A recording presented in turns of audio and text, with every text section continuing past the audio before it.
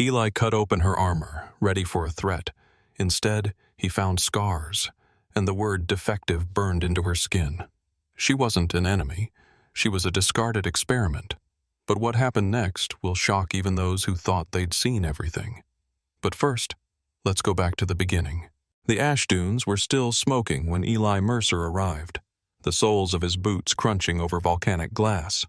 Nevada Base 7, already half dismantled by the treaty failures and the atmospheric ruptures, had no business being inhabited anymore.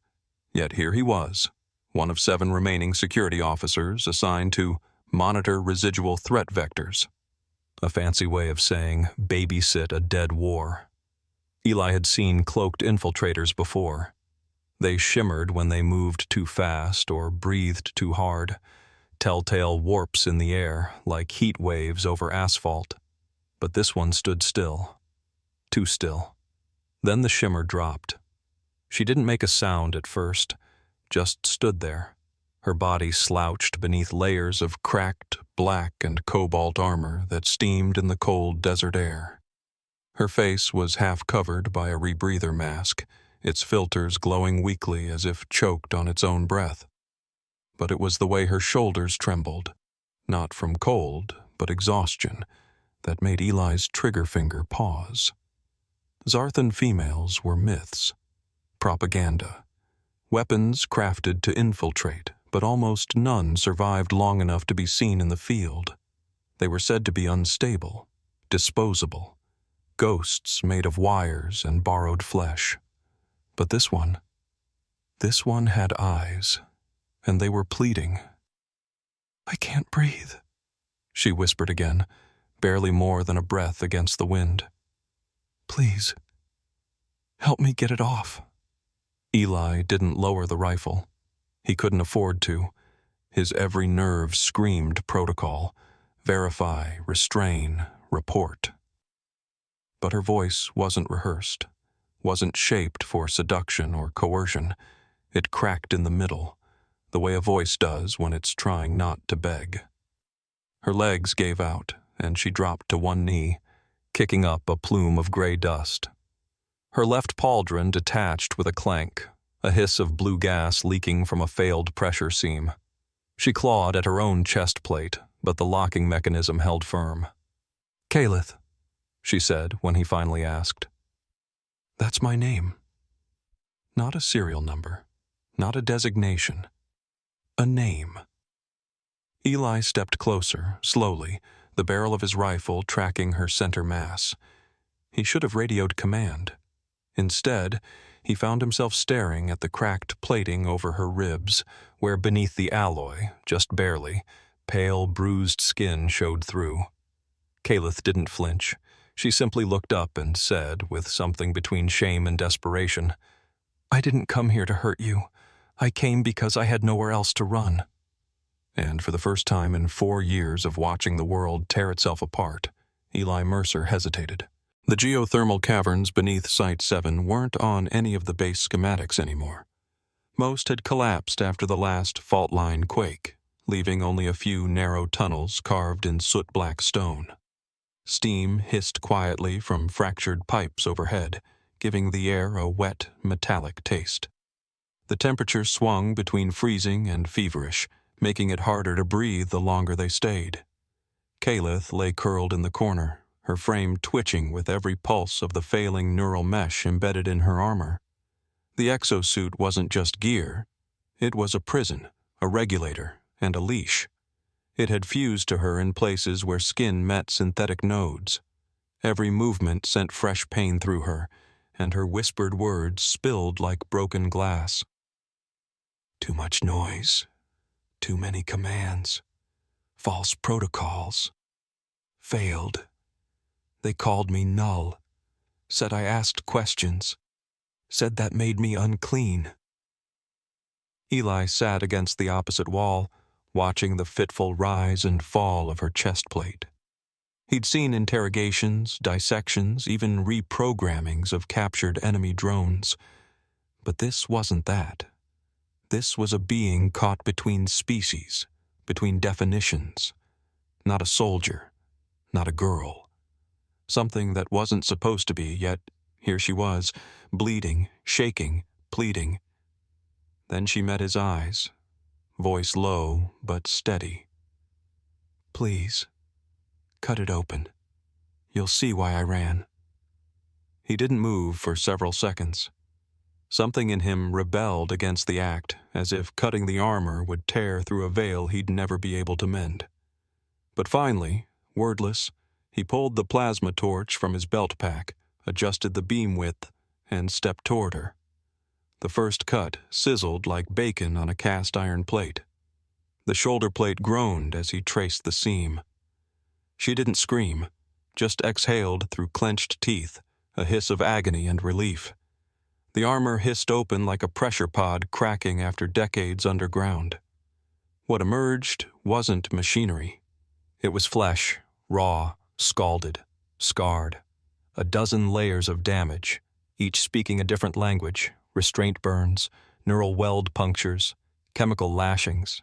But one stood above the rest, just below her neck, blackened and clean, the unmistakable brand of the Zarthan Assembly, 003 Null, defective female. Eli dropped the torch. The clang echoed off the rock walls. The stink of molten alloy and half-healed wounds choked him. He backed away without realizing it, horror widening his stare. Kalith didn't cry. She only turned her head and said softly, "Now you understand why I'm not going back." And in that moment, Eli knew. This wasn't a defector. She was a survivor. Eli paced in the flickering glow of the cavern's emergency lamp, jaw clenched, pulse rattling in his ears. His comm had pinged again. Third override alert in 20 minutes. If Command suspected a breach in protocol, they'd deploy full-sweep thermal drones, which meant Kalith had, at best, an hour before the entire sector locked down. But she wasn't thinking of escape.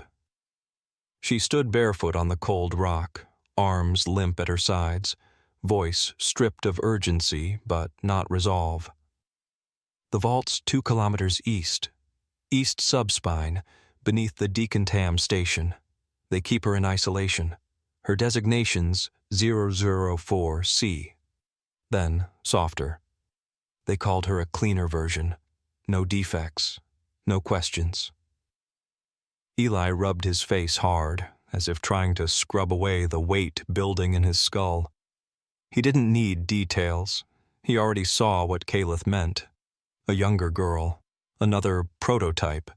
Still inside that system. Still waiting to be forged into something expendable. Kalith had clawed her way out. This one hadn't even opened her eyes yet. Every instinct in him screamed, "This is how good men get buried, doing the right thing at the wrong time. But leaving a kid behind? Leaving her to be stripped down and rewired into a silent tool of war? That wasn't treason. That was cowardice. They moved under moonless cover. Kalith navigated the access protocols with a surgeon's familiarity, her fingers dancing over rusted panels and blinking glyphs. Eli took out the perimeter turrets with a flash-suppressed EM burst, clearing a narrow window to breach. Inside, the air was glacial. Rows of cryovaults lined the blackened steel chamber, each sealed in condensation, each holding something still, pale, and almost human. Kalith moved to one pod, 04C. The girl inside looked no older than 12. Her body trembled in cold stasis, fiber optic lines already laced into her limbs. A helmet rig hovered beside her head, prepped for neural sync. Eli's hands shook as he began cutting cables. "She's barely a person yet," he muttered. Kalith corrected him flatly. "She's already a prisoner." They almost made it. The drone dropped without warning, sleek, silent, surgically violent. It must have traced Eli's prior location logs. The floor exploded into fire and shards. Instinct took over. Kalith lunged, not for cover, but over the girl. Her body arched in a protective shell, arms flung wide as the blast engulfed them. The lab tore open. Sirens screamed. Eli hit the ground, dazed, scorched, half blind, and the first thing he saw through the smoke was a hand stretched over the child's body, charred but unrelenting. She hadn't hesitated. Caliph had chosen, and it couldn't be undone. Caliph awoke beneath a canvas of filtered sunlight and churring desert insects, her body a patchwork of raw nerve endings and stitched metal. Her first breath was shallow, then sharp.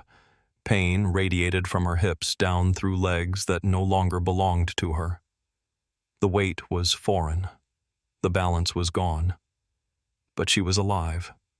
Eli sat nearby, nodding off against the cabin wall, his rifle propped within reach. A portable med-rig blinked softly at her side.